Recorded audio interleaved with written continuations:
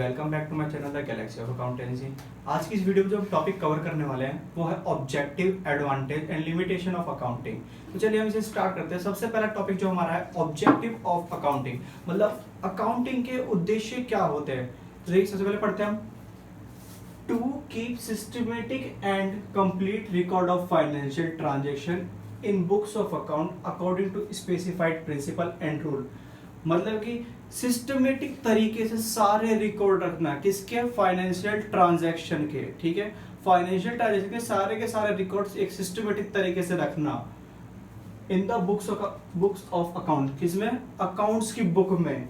किसके according? Principle of rule, मतलब हर जगह सिर्फ एक से अकाउंट्स का सेम प्रिंसिपल और रूल चलते हैं, उसके अकॉर्डिंग फाइनेंशियल ट्रांजैक्शन को रिकॉर्ड करना, वो भी सिस्टमेटिक तरीके से। ये हमारा पहला ऑब्जेक्टिव ऑफ अकाउंटिंग है। Second, to ascertain the profit earn and loss incurred during a particular accounting period. सबसे पहले हम समझते हैं कि अकाउंटिंग पीरियड क्या होता है। तो मैं लिखता हूं अकाउंटिंग पीरियड। तो स्टूडेंट अकाउंटिंग पीरियड दो तरह से होते हैं। पहला अकाउंटिंग पीरियड जो होता है उसे बोलते हैं कैलेंडर ईयर, और दूसरा जो अकाउंटिंग पीरियड होता है वो होता है फाइनेंशियल ईयर। तो दोनों को समझने के लिए हम एक नॉर्मल छोटा सा एग्जांपल ले लेते हैं। आपने देखा है जो हम कैलेंडर लेकर आते हैं, कैलेंडर में कौन से मंथ से कैलेंडर स्टार्ट होता है? ऑब्वियसली जनवरी से। और कब एंड हो जाता है? दिसंबर में। तो बेटा इसे हम क्या बोलते हैं? Calendar year. पहला अकाउंटिंग पीरियड ये हो गया कि जो जनवरी से स्टार्ट हो और दिसंबर में एंड हो जाए। तो इस ड्यूरेशन के बीच में अगर आप ध्यान से देखेंगे तो सिर्फ 12 मंथ ही होते हैं, और 12th मंथ का 1 ईयर बन जाता है। ठीक है, तो पहला अकाउंटिंग पीरियड ये है। एक होता है फाइनेंशियल ईयर। फाइनेंशियल ईयर क्या होता है? देखिए हमारे स्कूल्स कब से स्टार्ट होते हैं? अप्रैल से, और एंड कब हो जाते हैं? मार्च में। ये सिर्फ एग्जाम्पल के लिए है। अप्रैल से स्टार्ट होते हैं और मार्च में एंड हो जाते हैं। बेटा ये जो आप ड्यूरेशन देख रहे हो इसमें भी देखो 12 मंथ्स है, और इसे हम क्या बोलते हैं? Financial year. ठीक है, फाइनेंस की नजर में ये क्या है? फाइनेंशियल ईयर है। तो इसमें जब आपसे आता है to ascertain the profit earn and loss incurred during a particular accounting period. इसका मतलब है कि अकाउंटिंग पीरियड कोई सा हो सकता है, या तो कैलेंडर जनवरी से दिसंबर, या फिर फाइनेंशियल अप्रैल से मार्च। इस ड्यूरेशन में हमने कितना प्रॉफिट अर्न किया और कितना लॉस इनकर्ड किया है। प्रॉफिट कमाना और लॉस होना। ठीक है, अर्न मतलब कमाना और लॉस मतलब लॉस इनकर्ड मतलब होना। ठीक है, हमने कितना किया ये अकाउंटिंग पीरियड में जानने के लिए। ये दूसरा उद्देश्य है अकाउंटिंग प्रिपेयर करने का। तीसरा, to ascertain the financial position of the business. हमारी बिजनेस की फाइनेंशियल पोजीशन क्या है उसको पता लगाने के लिए हम अकाउंटिंग बनाते हैं। ये तीसरा ऑब्जेक्ट है। By means of financial statement, क्या बनाकर? फाइनेंशियल स्टेटमेंट बनाकर। फाइनेंशियल स्टेटमेंट क्या होती है हमारी?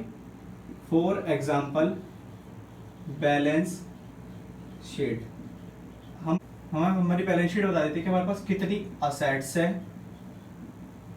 हमारे ऊपर कितनी लायबिलिटीज हैं, मतलब कि हमारे पास कितना कर्जा है और कितना हमारे पास अपना खुद का सामान है। ठीक है। Fourth, to provide useful information to user, मतलब यूजफुल इंफॉर्मेशन किसी यूजर को। अब यूजर कौन होते हैं? पहला ओनर, जो मैंने आपको क्लास पहले भी बताया था। दूसरे इन्वेस्टर कौन होते हैं? जो इन्वेस्टमेंट करते हैं, जो हमारी फर्म में या बिजनेस में इन्वेस्टमेंट करते हैं उन्हें हम बोलते हैं इन्वेस्टर। और क्रेडिटर कौन होते हैं? क्रेडिटर वो होते हैं जिनसे हम उधार माल खरीदते हैं। ठीक है, क्रेडिटर हमें ध्यान रखना है, जिनसे हम उधार माल खरीदे वो क्रेडिटर। जो हमारे बिजनेस में इन्वेस्टमेंट करे वो इन्वेस्टर, और जो बिजनेस को चलाए अकेला वो होता है ऑनर। ठीक है, इनको यूजफुल इंफॉर्मेशन देने के लिए हम क्या बनाते हैं? अकाउंटिंग बनाते हैं। फिर हमारा फिफ्थ पॉइंट आता है to provide financial information to the management. हम क्या करते हैं, फाइनेंशियल इंफॉर्मेशन किसको देते हैं, मैनेजमेंट को देते हैं। अब हम मैनेजमेंट को फाइनेंशियल इंफॉर्मेशन दे क्यों रहे हैं, which help in decision making budget, जिससे देखिए मैनेजमेंट का काम ही होता है बजट बनाना, ठीक है। तो मैनेजमेंट को फाइनेंशियल इंफॉर्मेशन दे देते हैं कि हमारा इस ईयर इतने का माल बिका, या फिर हमने इस ईयर इतने का माल खरीदा, ठीक है। और ये जो खरीदना और बेचना होता है ये हम मैनेजमेंट को बता देते हैं, और मैनेजमेंट फिर अच्छे से डिसीजन ले सकता है कि हमें नेक्स्ट ईयर के लिए ज्यादा परचेज करना है या कम परचेज करना है, या फिर ज्यादा कहते हैं सेल का टारगेट और ज्यादा रखना है या सेल का टारगेट कम ही रहेगा पहले की तरह, ठीक है। तो ये हमारा है ऑब्जेक्टिव ऑफ अकाउंटिंग। अब हम नेक्स्ट पढ़ते हैं एडवांटेज ऑफ अकाउंटिंग। देखिए अब जो हमारा नेक्स्ट टॉपिक है वो है advantage of accounting. So advantage of accounting हम स्टार्ट करते हैं। देखिए सबसे पहले हमारा एडवांटेज होती क्या है, एडवांटेज का मतलब होता है लाभ, ठीक है। हमें अकाउंटिंग से क्या क्या लाभ मिल रहे हैं, हमें क्या क्या प्रॉफिट है अकाउंटिंग करने से। देखो सबसे पहला प्रॉफिट जो है, it provide information which is useful to management for making economic decision. ये हमें क्या देती है, इंफॉर्मेशन देती है which is useful to management, जो मैनेजमेंट के लिए क्या होती है, बहुत ज्यादा यूजफुल होती है। किस लिए, जिससे वो कहते हैं मैनेजमेंट इकोनॉमिक डिसीजन ले सके, ठीक है। तो वही जो मैंने आपको ऑब्जेक्टिव्स में बताया था कि हमें कितना माल कैसे परचेज करना है, कब करना है और किससे करना है, कितने रेट पर करना है, ठीक है, ये सारी चीज़ें। फिर आते हैं second, it help owner to compare one year result with those of other year to locate factor. मतलब कि अगर हमारे पास अकाउंटिंग एक सिस्टमेटिक तरीके से सारे रिकॉर्ड रखे रहेंगे तो हम कहते हैं एक साल को दूसरे साल से कंपेयर कर सकते हैं। जैसे हम देख सकते हैं कि पिछले साल कितनी सेल हुई थी, इस साल कितनी सेल हुई है। हम देख सकते हैं हमारे पिछले साल कितनी परचेज करी थी, हमने अब कितनी परचेज करी है इस साल, हमें पिछले साल कितना प्रॉफिट हुआ था और अब यार हमें कितना प्रॉफिट हुआ है। तो यही लोकेट फैक्टर, ये पता लगाने के लिए कहते हैं अकाउंटिंग हमारे लिए बहुत ज़्यादा लाभदायक है, मतलब ये सबसे बड़ा एडवांटेज है।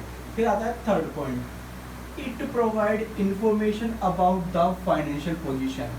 ये हमें किस चीज़ के लिए इंफॉर्मेशन देती है, फाइनेंशियल पोजीशन। और फाइनेंशियल पोजीशन में बताया था जो हमें बैलेंस शीट से मिल जाती है कि हमारे पास हमने कितनी उधारी कर रखी है और हमारे पास कितने सारे सामान पड़े हैं, ठीक है। Of the business by means of balance sheet, देखो इसमें लिखा भी है स्पेसिफिक तरीके से बैलेंस शीट से, ठीक है। ये सब हमें किस पता चलता है, बैलेंस शीट से पता लगता है।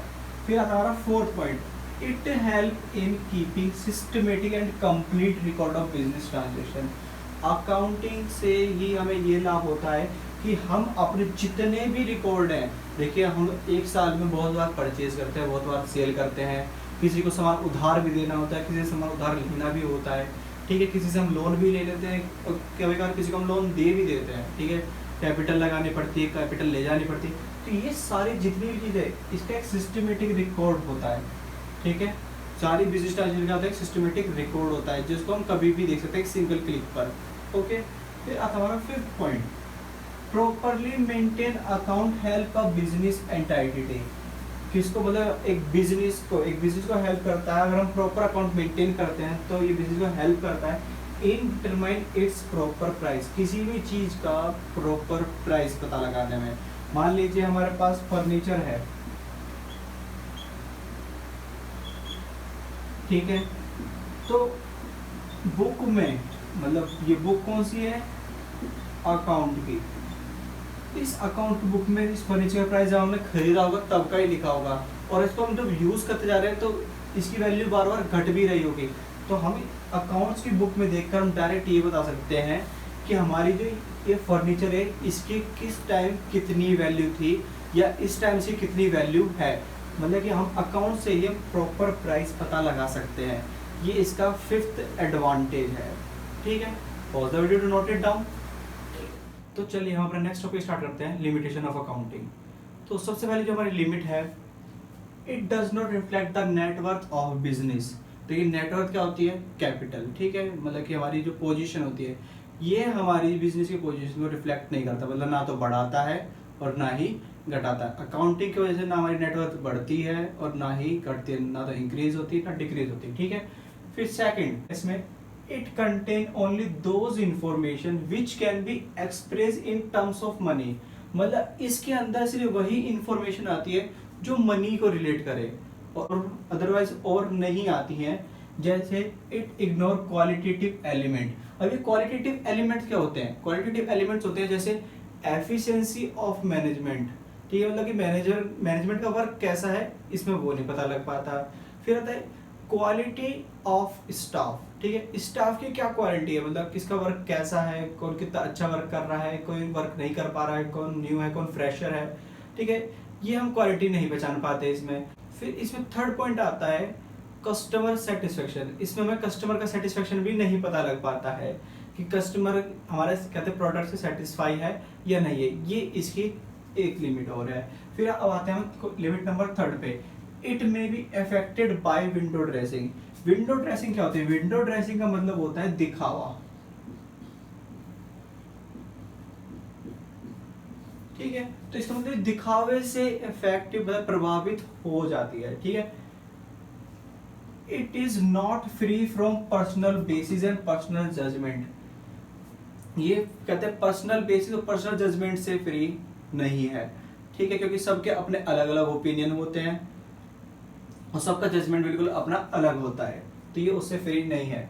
फिफ्थ पॉइंट आता है it based on various concept and convention. Concept मतलब क्या होता है? अवधारणा, और कन्वेंशन मतलब होता है परंपरा, ठीक है।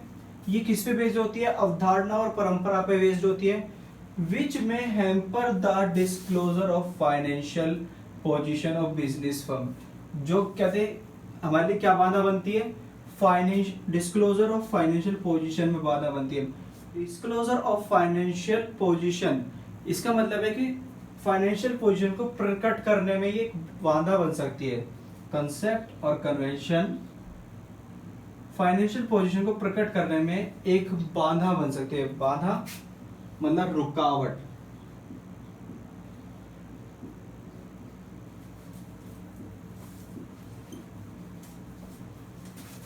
तो हमारा ये टॉपिक अब एंड होता है।